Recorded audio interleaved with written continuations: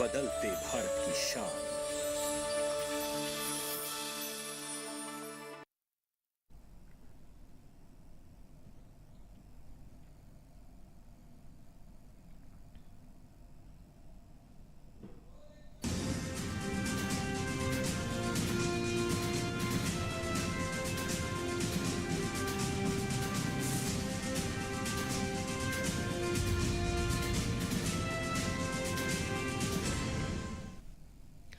नमस्कार, किसान समाचार में आपका स्वागत है। मैं हूं साइमा खान। सबसे पहले नजर हेडलाइंस पर। कृषि एवं किसान कल्याण मंत्रालय ने एक स्क्रीनिंग कमेटी का किया गठन, जो किसानों के जीवन स्तर पर सीधे प्रभाव डालने वाले समाधानों का करेगी मूल्यांकन। कमेटी में आईआईटी, आईआईएम, भारतीय विज्ञान संस्थान जैसे प्रतिष्ठित संस्थानों के विशेषज्ञ हैं शामिल।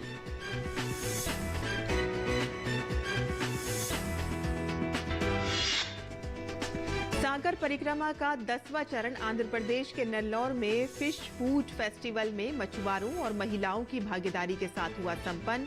केंद्रीय मंत्री पुरुषोत्तम रुपाला ने बीआरसी मैदान नेल्लौर में फिश फूड फेस्टिवल का किया उद्घाटन। मछुआरों को बांटे गए लगभग 1.58 लाख किसान क्रेडिट कार्ड। रुपाला ने कहा कि देश के सभी मछुआरों को केसीसी प्रदान करने का है लक्ष्य।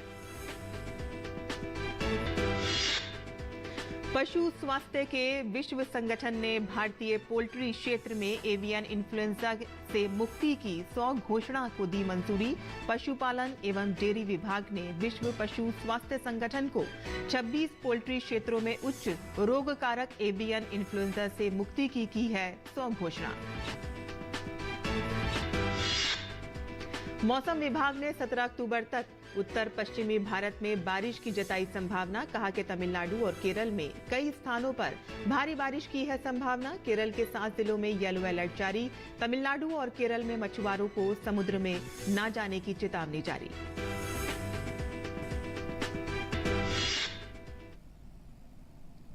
और अब समाचार विस्तार से। नवाचारों का लाभ उठाने के लिए कृषि एवं किसान कल्याण मंत्रालय ने एक स्क्रीनिंग कमेटी का गठन किया है, जिसमें भारतीय प्रौद्योगिकी संस्थान आईआईटी, भारतीय प्रबंधन संस्थान आईआईएम, भारतीय विज्ञान संस्थान आईआईएससी, भारतीय विज्ञान शिक्षा और अनुसंधान संस्थान आईआईएसईआर जैसे प्रतिष्ठित संस्थानों के विशेषज्ञ शामिल हैं। इसमें डोमेन विशेषज्ञ और उद्योग के विशेषज्ञ भी शामिल हैं। ये समिति उन नवोन्मेषी समाधानों का मूल्यांकन करेगी जो किसानों की भलाई पर सीधा प्रभाव डालते हैं। कृषि तकनीक क्षेत्र में पिछले दशक में युवा प्रतिभाओं के कारण तेजी से वृद्धि देखी गई है, जो इस क्षेत्र के लिए ईमानदारी और लगन से काम कर रहे हैं। ऐसी संस्थाओं के सामने विश्वसनीय डेटा और रणनीतिक मार्गदर्शन की कमी जैसी चुनौतियां आती हैं। कृषि एवं किसान कल्याण मंत्रालय ऐसी सभी संस्थाओं को उनके समाधानों को संचालित करने और चुनौतियों का प्रभावी ढंग से समाधान करने के लिए पारिस्थितिकी तंत्र के रूप में आवश्यक सहायता प्रदान करके अवसर प्रदान करेगी। यदि समाधान नवीन है तो इन्हें राष्ट्रव्यापी स्तर पर लागू किया जा सकता है। भारत में कृषि क्षेत्र एक उल्लेखनीय परिवर्तन के दौर से गुजर रहा है, जो प्रौद्योगिकी और नवीन प्रथाओं में तीव्र गति से हो रही प्रगति से प्रेरित है। कृषि स्टार्टअप और अत्याधुनिक तकनीकी क्षमताओं से लैस निजी क्षेत्र की संस्थाओं की उपस्थिति से इस विकास में तेजी आई है। Internet of things, artificial intelligence और मशीन लर्निंग की क्षमता का उपयोग करते हुए एक सुदृढ़ डिजिटल पब्लिक इंफ्रास्ट्रक्चर के एकीकरण ने पहले ही इस क्षेत्र में आशाजनक परिणाम प्रदर्शित किए हैं।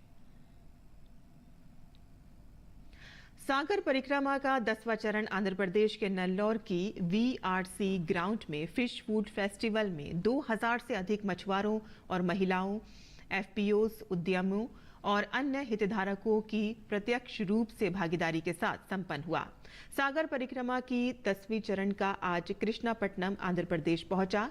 केंद्रीय मंत्री रुपाला ने कृष्णापट्टनम में मछली पकड़ने वाले गांव रामनगर का दौरा किया।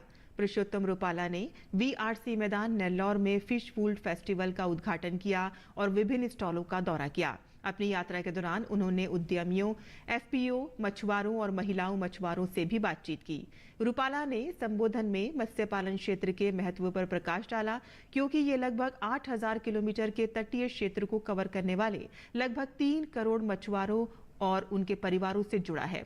उन्होंने इस बात पर भी जोर दिया है कि मत्स्य पालन क्षेत्र में आंध्र प्रदेश की महत्वपूर्ण भूमिका है और मछली उत्पादन में ये राज्य लगभग 30% योगदान करता है। प्रधानमंत्री जी ने जब मत्स्य विभाग को इतना महत्व दिया, स्वतंत्र मंत्रालय दिया, इसी के बाद प्रधानमंत्री जी के दिशा निर्देश में मत्स्य संपदा योजना, प्रधानमंत्री मत्स्य संपदा योजना करके एक योजना दी, जिसके जरिए 30 से अधिक गतिविधियों को भारत सरकार की ओर से सहायता देने का कार्यक्रम शुरू हुआ। 20,000 करोड़ की राशि की ये योजना आजादी के बाद भारत सरकार ने पहली बार मछुआरे समाज के लिए समर्पित की। मुझे आंध्र प्रदेश के मछुआरे भाई बहनों को बधाई देनी है। देश के उत्पादन के 30% उत्पादन अकेला आंध्र प्रदेश कर रहा है। इसके लिए मैं आप सबको बधाई देता हूं। परषोत्तम रूपाला ने इस बात पर प्रकाश डाला कि सागर परिक्रमा एक व्यापक आउटरीच कार्यक्रम है, जो मछुआरों को उनकी समस्याओं को घर पर ही हल करने के लिए मंत्रियों, अधिकारियों और अन्य हितधारकों से मिलने व बातचीत करने का अवसर प्रदान करता है।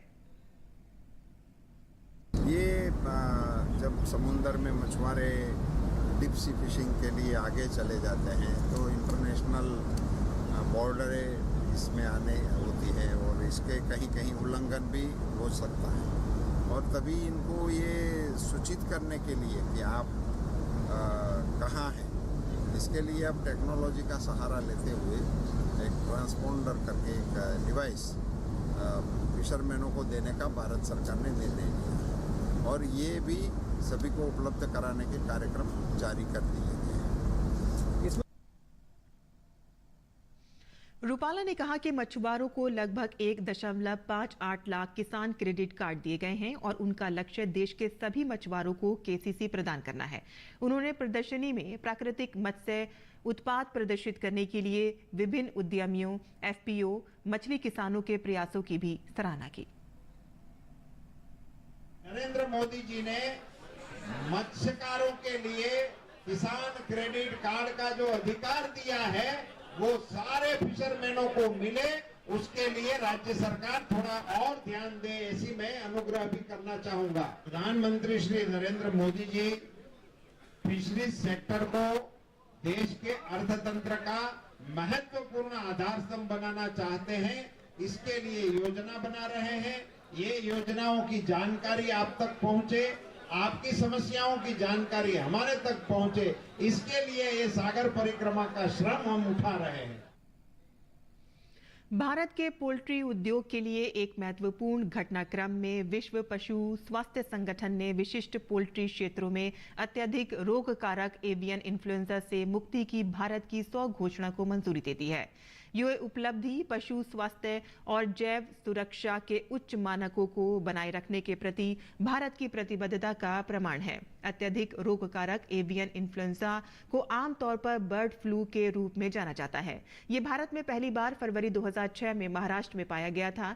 देश में उसके बाद विभिन्न क्षेत्रों में अत्यधिक रोगकारक एवं संक्रामक एवियन इन्फ्लुएंजा का साल दर साल प्रकोप होता रहा है और इससे काफी आर्थिक नुकसान हुआ है। ये बीमारी 24 राज्यों और केंद्र शासित प्रदेशों में पाई गई है। एवियन इन्फ्लुएंजा के प्रसार को नियंत्रित करने के लिए 90 लाख से अधिक पक्षियों को मार दिया गया है। अत्यधिक रोगकारक एवियन इन्फ्लुएंजा को नियंत्रित करने के लिए भारत का दृष्टिकोण एवियन इन्फ्लुएंजा के निवारण, नियंत्रण और रोकथाम के लिए राष्ट्रीय कार्य योजना में उल्लिखित पता लगाने और मारने की नीति का पालन करता है।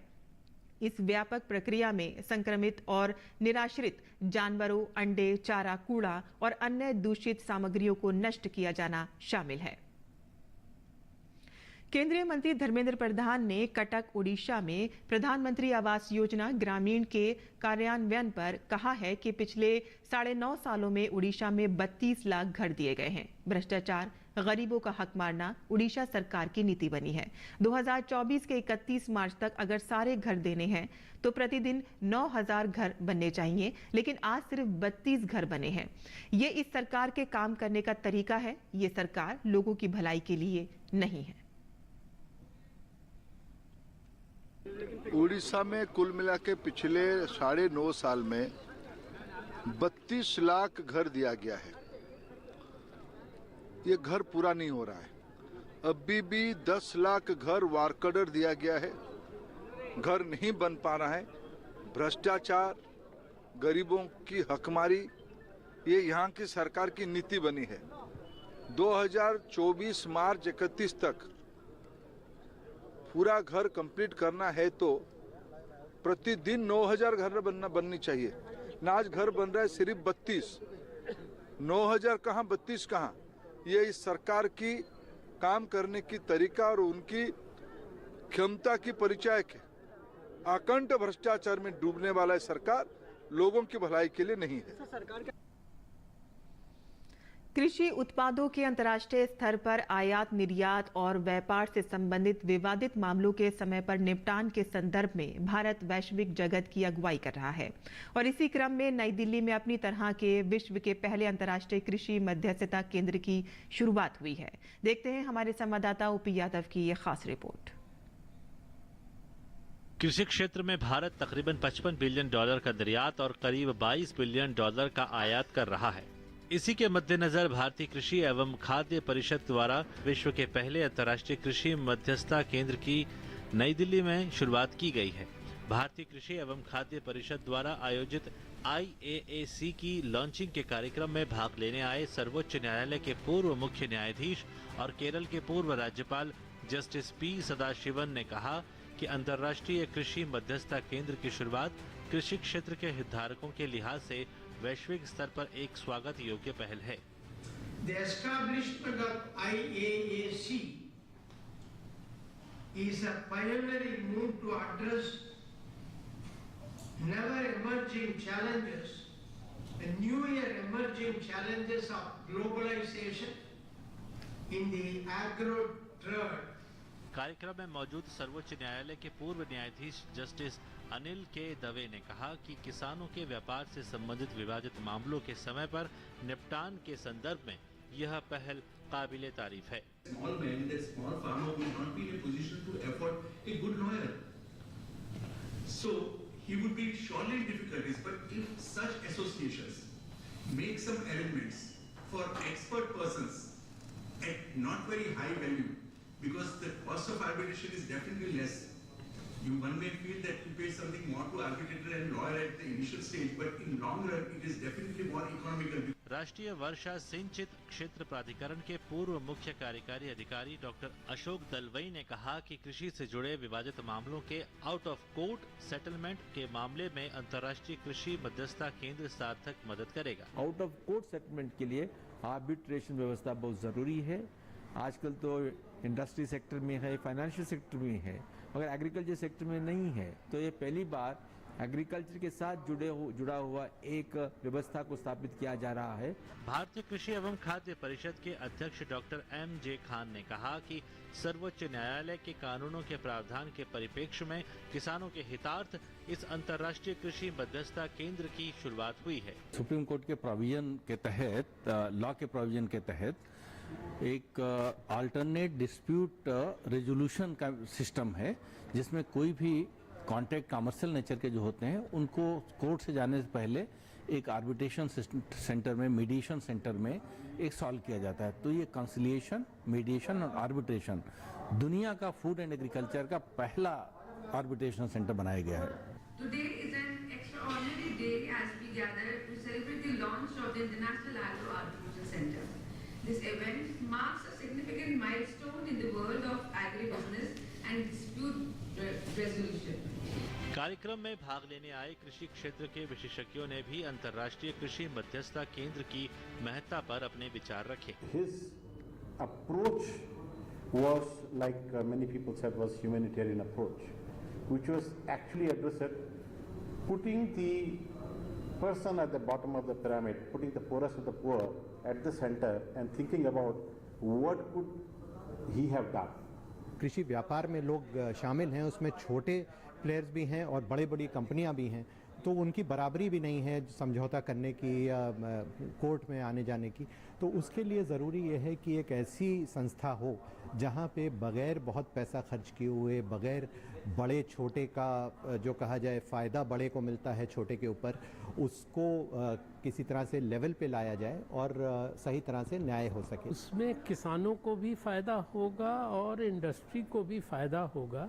सारी चीज़ें जो हैं जो किसानों से आती हैं उनको इंडस्ट्री तक पहुंचने में बहुत ही सहूलियत होगी और जो सप्लाई चेन का इम्प्रूवमेंट होगा और जो विवाद हो जाते हैं उनको भी सुलझाने में बहुत मदद मिलेगी। गौरतलब है कि भारतीय कृषि एवं खाद्य परिषद द्वारा भारत सहित दुनिया भर की कृषि खाद्य प्रणालियों के व्यापारिक मामलों को अधिक न्याय संगत और समावेशी बनाने के लिए अंतर्राष्ट्रीय कृषि मध्यस्थता केंद्र की शुरुआत की है, जो वैश्विक स्तर पर कृषि विवादों के समाधान के साथ ट्रेडर्स व स्टेक होल्डर्स के बीच संबंधों को प्रगाढ़ बनाने का काम करेगी। कृषि क्षेत्र में भारत का तकरीबन 5 लाख करोड़ का सालाना निर्यात होता है, वहीं तकरीबन 2 लाख करोड़ का आयात होता है। इस अंतर्राष्ट्रीय स्तर के आयात, निर्यात और व्यापार संवर्धन को बढ़ावा देने के लिए भारत में पहली बार अंतर्राष्ट्रीय कृषि मध्यस्थता केंद्र की शुरुआत हुई है, जो विश्व का पहला कृषि मध्यस्थता केंद्र बना है।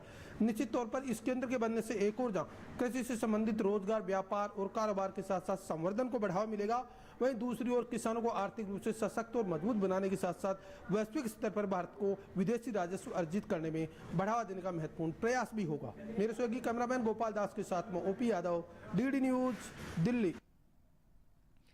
और भारतीय मौसम विभाग ने 17 अक्टूबर तक उत्तर पश्चिम भारत में बारिश की संभावना जताई है। विभाग ने यह भी कहा है कि अगले 4 से 5 दिनों के दौरान तमिलनाडु और केरल में विभिन्न स्थानों पर भारी बारिश होने की संभावना है। तमिलनाडु और केरल के पश्चिमी जिलों में 18 अक्टूबर तक बारिश जारी रह सकती है। इस दौरान मछुआरों को मछली पकड़ने के लिए न जाने की सलाह दी गई है। केरल के कई जिलों में लगातार बारिश जारी है। 7 जिलों में येलो अलर्ट जारी किया गया है। जम्मू कश्मीर, लद्दाख, गिलगित बलूचिस्तान, मुजफ्फराबाद, हिमाचल प्रदेश और पंजाब में अलग अलग स्थानों पर गरज के साथ हल्की से मध्यम बारिश हो सकती है। उत्तराखंड, हरियाणा, उत्तर प्रदेश और राजस्थान में भी हल्की से मध्यम बारिश का अनुमान है। मौसम विभाग ने दक्षिणी कोंकण और गोवा तथा महाराष्ट्र में भी कई स्थानों पर हल्की से मध्यम वर्षा की संभावना व्यक्त की है।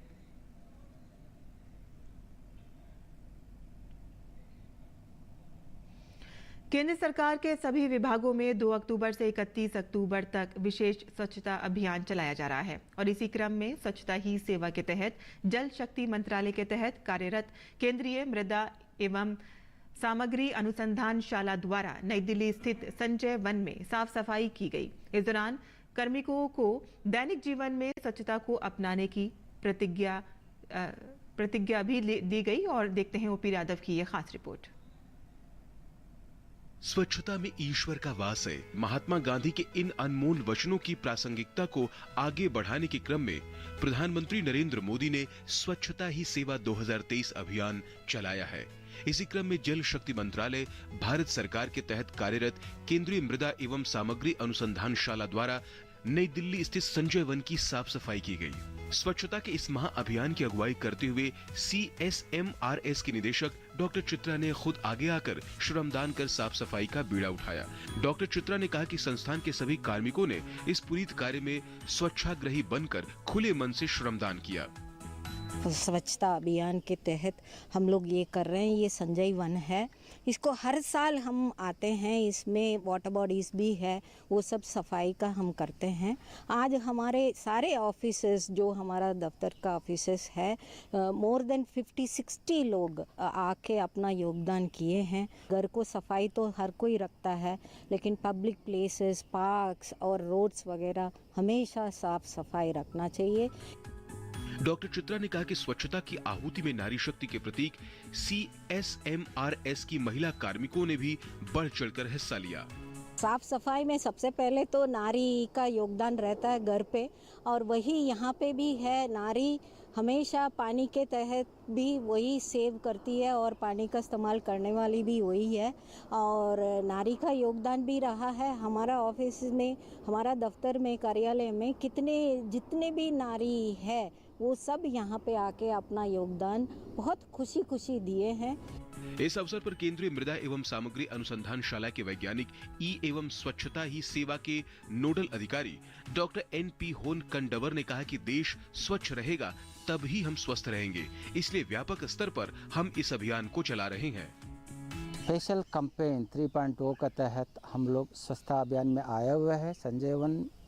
इसमें अभी सुबह से हम यहाँ सफाई किया, जल का भी, और जल का सराउंडिंग एरिया में जितना भी प्लास्टिक है, बॉटल्स है, जो फ्लोटिंग मटेरियल है, इस सारे के सारे सफाई किया है। जब देश स्वस्थ बनेगा, जब वो स्वच्छ रहेगा, तो हम लोग यही नारे का लेके आगे चल रहा है। केंद्रीय मृदा एवं सामग्री अनुसंधानशाला के वैज्ञानिक डॉक्टर मनीष गुप्ता ने बताया कि स्वच्छ भारत अभियान के तहत हमने सितंबर माह में संजय वन में स्थित झील की सफाई की, जिससे आज यहां पर प्राकृतिक खूबसूरती बढ़ी है, जिसके चलते वन्य पक्षी विचरण करने आ रहे हैं। संजय वन में ये जो झील हम लोग देख रहे हैं, इसमें पहले बहुत कचरा हुआ करता था और हमारे वैज्ञानिकों ने और ऑफिसर्स ने यहाँ पे आके काफ़ी सफाई करवाई। यहाँ पर जितना भी प्लास्टिक कचरा होता था, बोतलें वगैरह होती थी, चिप्स के वगैरह पैकेट्स वगैरह होते थे, वो सब हम लोगों ने साफ़ किया। उसका नतीजा ये निकला है कि आज जो है इस झील के अंदर पक्षी और वो विचरण कर रहे हैं और उनकी आवाज़ें भी जो है हम लोगों को बैकग्राउंड में सुनाई पड़ती हैं। स्वच्छता के प्रति संवेदनशील रहने वाली केंद्रीय मृदा एवं सामग्री अनुसंधानशाला की निदेशक डॉक्टर चित्रा का मानना है कि स्वच्छता न सिर्फ हर सरकारी योजना का बल्कि नागरिकों की जीवन शैली का भी मूलभूत सिद्धांत बन गया है। इसलिए हमारे संस्थान के कार्मिकों ने इसे दैनिक जीवन का हिस्सा बनाकर देश को ग्रीन व क्लीन बनाए रखने का प्रण लिया है। प्रधानमंत्री नरेंद्र मोदी के स्वच्छता ही सेवा है अभियान की संकल्पना को सच्चे मायनों में साकार करने के लिए भारत सरकार लगातार काम कर रही है। इसी क्रम में केंद्रीय मृदा एवं सामग्री अनुसंधानशाला द्वारा स्वच्छ भारत अभियान को गति देने के लिए नई दिल्ली स्थित संजय वन उद्यान में साफ सफाई का महाअभियान चलाया गया। इस अभियान के तहत इन्होंने न केवल साफ सफाई की बल्कि संजय झील के पानी को स्वच्छ, अविरल और निर्मल बनाने के लिए उसमें भी स्वच्छ अभियान को चलाया गया। निश्चित तौर पर इस अभियान के तहत एक और भारत को स्वच्छ और सेहतमंद इंडिया की संकल्पना में आगे बढ़ाने का काम हो रहा है। वहीं प्रधानमंत्री नरेंद्र मोदी के ग्रीन और क्लीन इंडिया के सपने को सच्चे मायनों में साकार करने का सार्थक प्रयास भी हो रहा है। मेरे सहयोगी कैमरामैन मोंटी कुमार के साथ में OP Yadav, DD news, Delhi. और किसान समाचार में अब बात करते हैं मंडी भाव की, और आइए देखते हैं कि क्या रहा देश भर की मंडियों का भाव।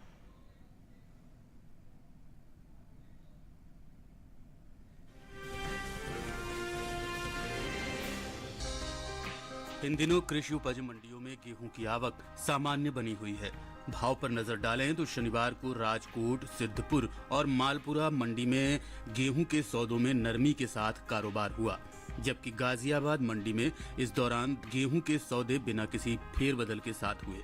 एग मार्केट के मुताबिक गुजरात की राजकोट मंडी में 13 अक्टूबर को लोकवान गेहूं का भाव रहा 2530 रुपए।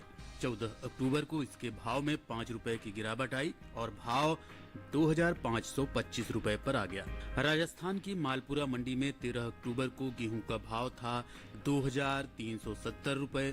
14 अक्टूबर को इसके सौदों में 10 रुपए की नरमी आई और भाव हो गया 2360 रुपए। उत्तर प्रदेश की गाजियाबाद मंडी में बीते शुक्रवार को गेहूं का भाव रहा 2360 रुपए।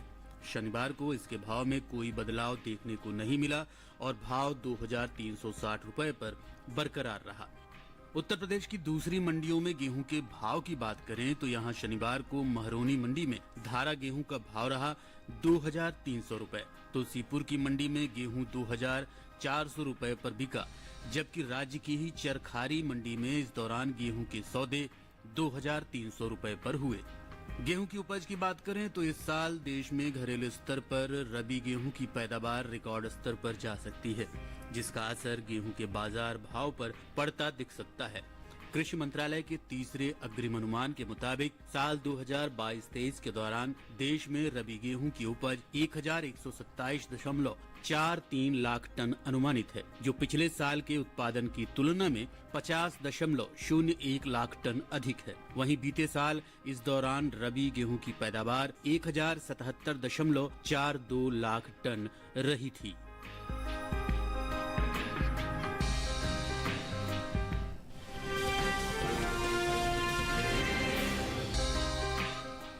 और खेती किसानी से जुड़ी खबरों के बाद आइए अब नजर डाल लेते हैं कुछ और खबरों पर। खास खबर में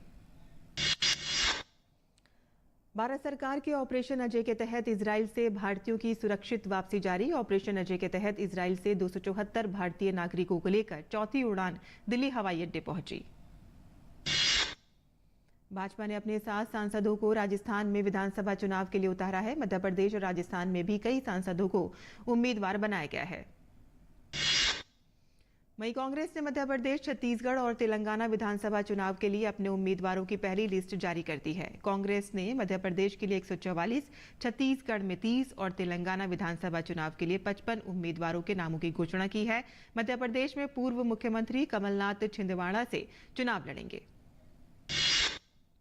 सेना कमांडरों का सम्मेलन इस महीने नई दिल्ली में आयोजित किया जाएगा। रक्षा मंत्री राजनाथ सिंह 18 अक्टूबर को सम्मेलन में शामिल होंगे।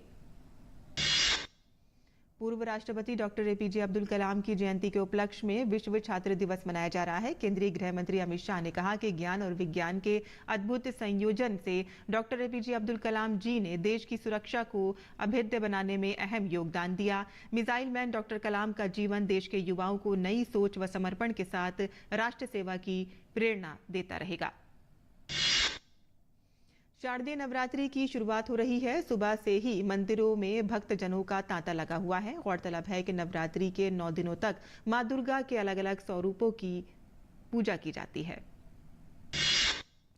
महाराष्ट्र के संभाजी नगर में एक भीषण सड़क हादसा हुआ है। हादसे में 12 लोगों की मौत की खबर है, जबकि 23 लोग घायल हो गए हैं। यह हादसा रात के 1 बजे करीब समृद्धि एक्सप्रेस वे पर हुआ है, जिसमें टेम्पो ट्रैवल और ट्रक की जोरदार टक्कर हो गई। स्थानीय पुलिस के मुताबिक टेम्पो ट्रैवलर में 35 यात्री सवार थे। सड़क परिवहन और राजमार्ग मंत्रालय ने सही दावों को निपटाने के लिए विवाद से विश्वास 2 अभियान शुरू किया है। National highways builders federation NHBF के साथ केंद्रीय मंत्री नितिन गडकरी और एक उच्च स्तरीय बैठक में इस पर सहमति व्यक्त की गई। दिल्ली के उपराज्यपाल VK सक्सेना और केंद्रीय खेल मंत्री अनुराग सिंह ठाकुर ने आज दिल्ली के जवाहरलाल नेहरू स्टेडियम में वेदांता दिल्ली हाफ मैराथन को झंडी दिखाकर रवाना किया। हाफ मैराथन में हर उम्र के लोग उत्साह के साथ दौड़ते नजर आए। दिल्ली के LG BK सक्सेना ने कहा है कि दिल्ली हाफ मैराथन में इस बार दिल्ली के लोगों ने बढ़ चढ़कर हिस्सा लेना पहुंचे हैं। ये देखने की बात है कि देश के लोग प्रधानमंत्री मोदी के फिट इंडिया के सपने को साकार कर रहे हैं। केंद्रीय अन्वेषण ब्यूरो CBI ने पश्चिमी बंगाल और सिक्किम में विदेशी नागरिकों के लिए पासपोर्ट बनाने के एक बड़े रैकेट का भंडाफोड़ किया है। गंगटोक में पासपोर्ट सेवा लघु केंद्र के एक वरिष्ठ अधीक्षक और एक निजी व्यक्ति को कथित रूप से 1,90,000 रुपए रिश्वत लेने के मामले में गिरफ्तार किया गया है। और किसान समाचार में आज के लिए बस इतना ही। अनुमति दें। नमस्कार।